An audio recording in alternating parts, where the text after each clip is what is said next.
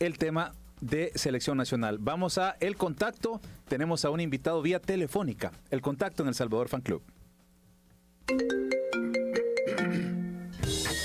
Pase de larga distancia. Es hora de un enlace deportivo.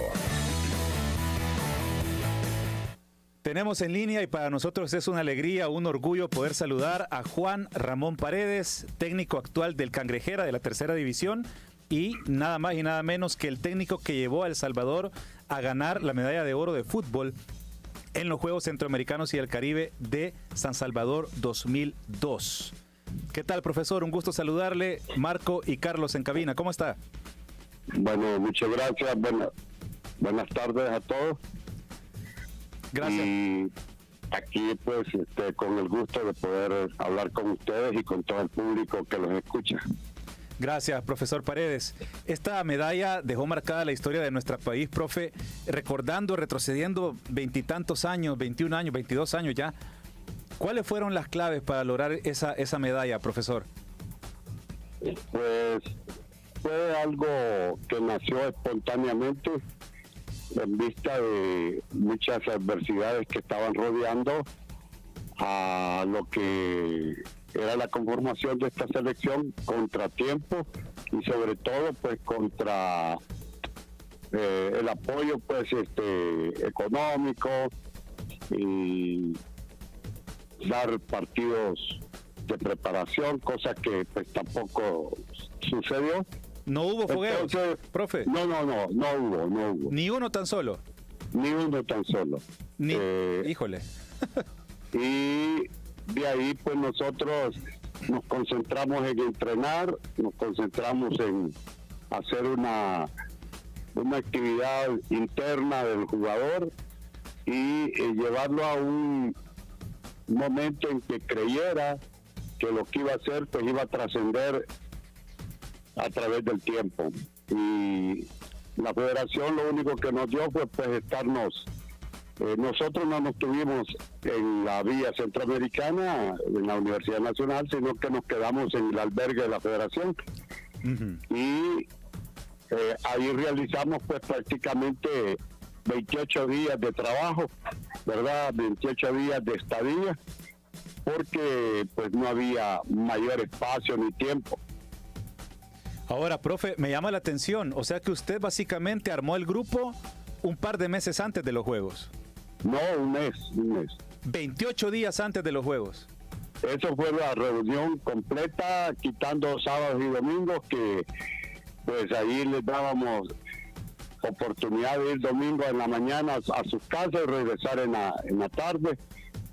Y bueno, fue una conversación larga y tendida con todos los jugadores antes de aceptar pues este reto, ¿verdad? Claro. Algunos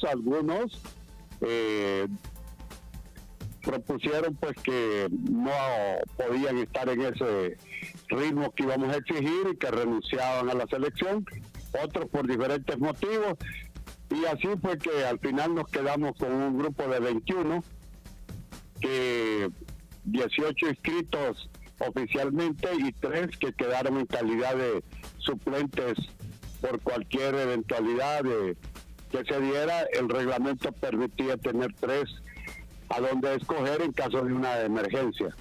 Profe, ¿se anima a comentarnos quiénes en su momento por diversas razones no pudieron sumarse a esa selección o decidieron no sumarse? Bueno, hubieron varios, ¿verdad? Es decir, pues hoy con el tiempo, pues aquellos momentos que cada uno vivía creía que era la mejor decisión, ¿verdad? ¿Cómo que? Ahí estuvo el portero de limeño Cristian Reyes, que estaba en su gran momento, ¿verdad? Uh-huh.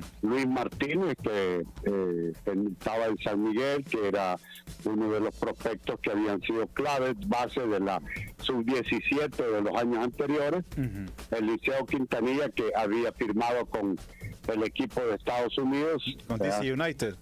Sí, el DC United. Uh-huh. Y eso pues quedó reflejado, ¿verdad?, en el comportamiento que los demás iban a seguir, que dijeron: los que nos quedamos le hacemos frente. tal vez no con estas palabras que yo digo, pero dijeron vamos con todo y la selección es lo primero.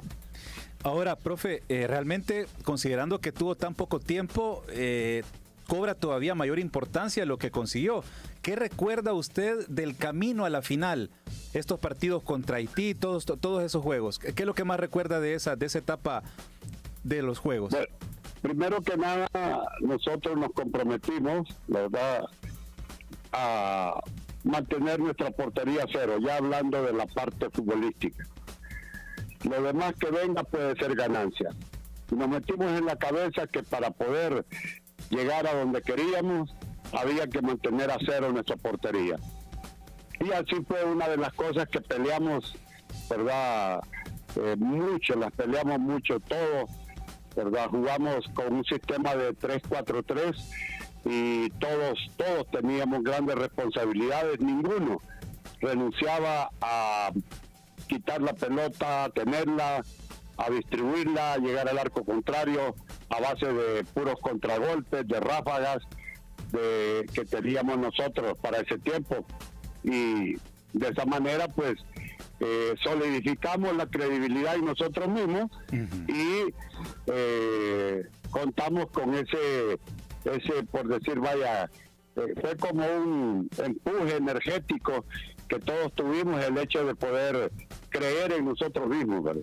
Profe, esa selección le ganó en fase de grupos 4-0 a Nicaragua, luego 3-0 a República Dominicana, ya en fase de cuartos de final, derrota por la mínima a Venezuela, también por la mínima vence a Haití, en la final se topa con México, en semifinales fue contra Haití, en la final contra México.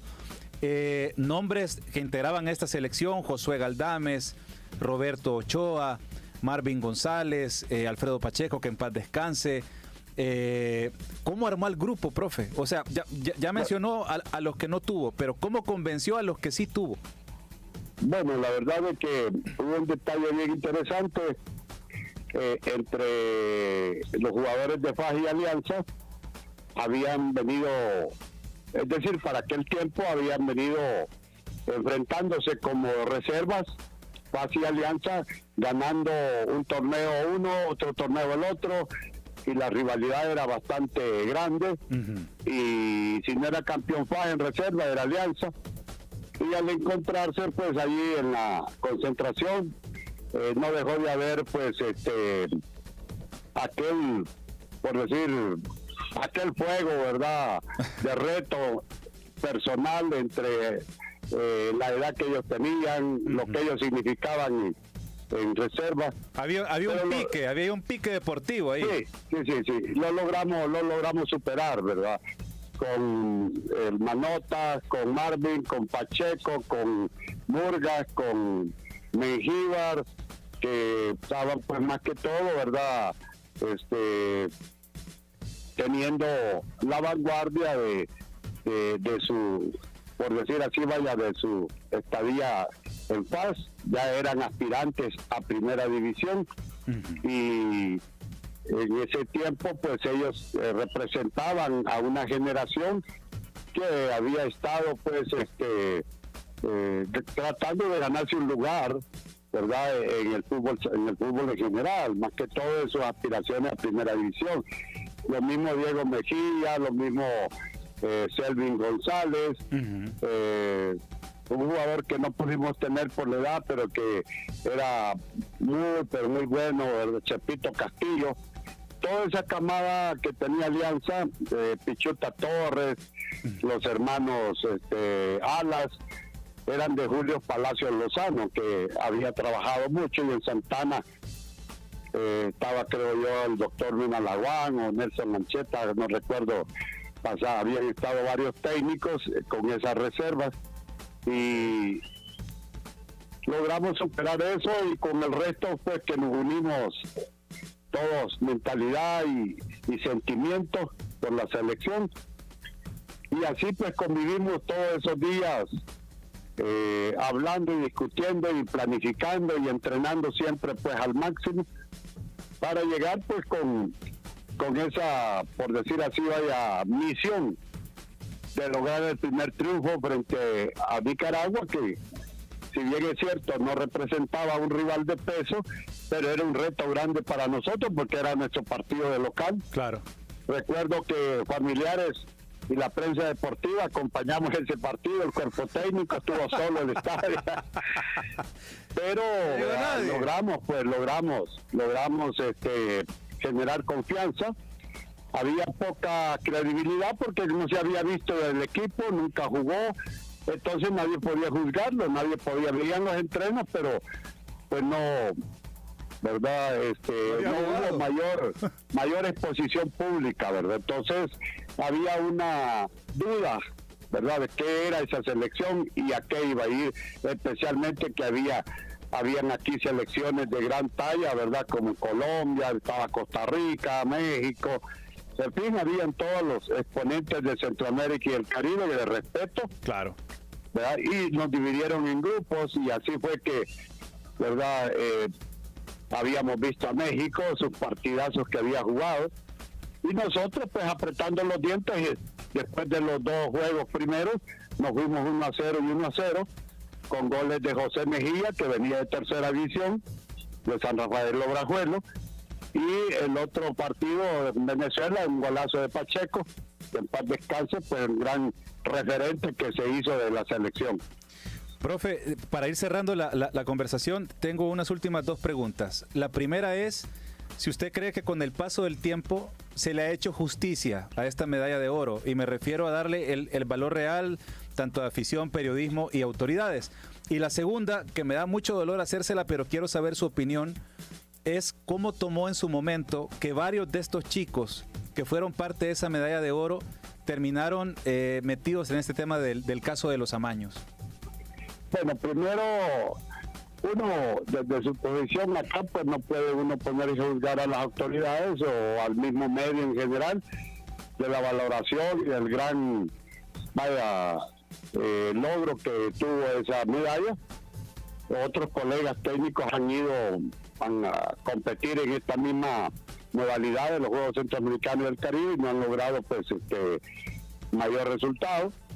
Y desde luego que uno como entrenador, los jugadores, todos esperábamos pues siempre tener ¿verdad?, algo significativo más allá de un reconocimiento metálico, pero al final uno entiende que hay muchísimas cosas dentro del área del fútbol que las autoridades pues no tienen tiempo para fijarse o detenerse a poner en un lugar referente, ¿verdad?, a algo tan trascendental como lo que sucedió hace 22 años. Okay. Y en cuanto a lo otro, creo que el proceso ya en selección mayor se degeneró por falta de seriedad y de autoridad de parte de los cuerpos técnicos y de la federación misma, en supervisar y controlar todas las actividades de los jugadores, ¿verdad?, fuera de la cancha, o sea, cuando estaban en las concentraciones, cuando viajaban, cuando tenían esos espacios solos ellos dentro de lo que significaba estar dedicado a la selección nacional. Entonces, todas esas cosas que se sabían fuera de la federación, solo los federativos y los cuerpos técnicos no lo sabían. Y de aquí todo el público en general nos dábamos cuenta de todo lo que estaba sucediendo, pero solo nuestras autoridades y solamente pues, los cuerpos técnicos no sabían de la debacle que estaba por venir y de los involucrados, que lamentablemente fueron varios muchachos, tanto de una época como de otra. Bueno, una voz autorizada porque estuvo ahí en el ajo de esta selección que ganó el oro centroamericano y el Caribe en 2002, el capitán del barco de esa selección, ya nos contó cómo lo hizo, lo cual para mí le da todavía mayor mérito. Profesor Juan Ramón Paredes, ha sido un gusto poder platicar esta tarde con usted. Muchas gracias, feliz tarde. Muchas gracias. Bueno, el técnico que ganó la medalla de oro en los Juegos Centroamericanos y del Caribe de 2002, así de alta quedó la vara y eso es lo que deberá intentar refrendar en estos Juegos Edgar El Kiko Enríquez.